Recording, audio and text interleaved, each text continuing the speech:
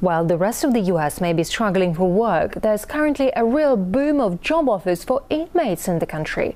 Both state and some of the biggest private companies are now enjoying the fruits of a cheap and readily available workforce, with tens of millions of dollars spent by private prisons to keep their jails full.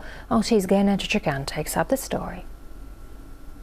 In the U.S., the market for cheap labor is booming behind bars. In the last 15 years, partnership between prisons and private manufacturers has increased significantly. They're becoming America's very own Chinese-style manufacturing line behind prison walls. Prisons, in fact, advertise themselves as such, as an alternative to outsourcing cheap labor to China or elsewhere. On the web, we came across this pitch that prisons prepared to persuade private sector companies to come and do business with them. Take a look. There's not enough folks that will do this type of work in this country. So therefore, we're bringing back this industry that historically has been going out of this country, and we're putting it, inside the walls. And it's absolutely a perfect idea. I have a workforce that does not have car problems or babysitting problems, etc. They're always here, and they're always willing to come to work. Bring your business to our labor. A wide variety of industries take advantage of prison labor. Among many other things, prisoners make clothing, textiles, electronics, furniture, and even solar panels. Just as we're trying to get China to stop with their prison labor, ours is at the same time increasing. Hundreds of companies have used prison labor directly or through subcontractors, including Microsoft, Boeing, Starbucks, Victoria's Secret, and others. They qualify for federal tax breaks. They can get recompensated up to 40% of the wages that they pay to these inmates. We as taxpayers, we have to house, feed, and provide medical care and everything for all of these inmates. We do this as taxpayers. It comes out of the tax pools. And that keeps the actual prison workforce healthy and in shape to go out and perform these jobs for these private companies. Hard-working and reliable. Inmates show up for work every day voluntarily.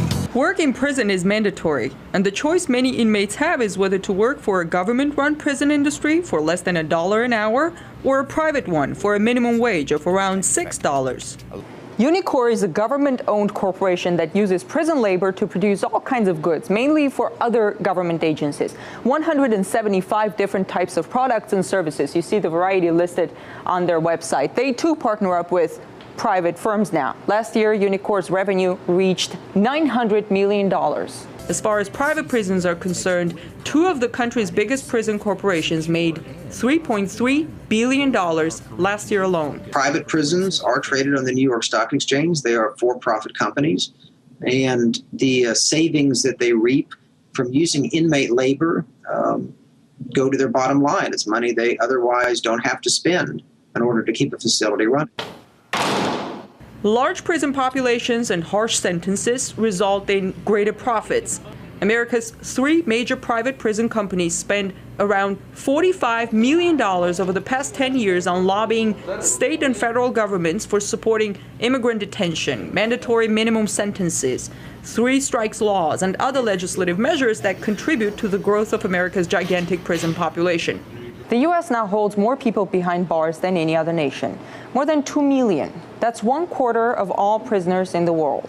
From a cost-effectiveness point of view, the $45 million that private prisons have reportedly spent over the past decade lobbying to keep prisons full is peanuts compared to the billions that they make every year. One can argue about the many causes and effects of America's skyrocketing incarceration rate, but since prisons became a for-profit industry in the U.S. 30 years ago, the number of prisoners has gone up dramatically. Not to say that it was the only cause behind the spike, but many argue it was part of it.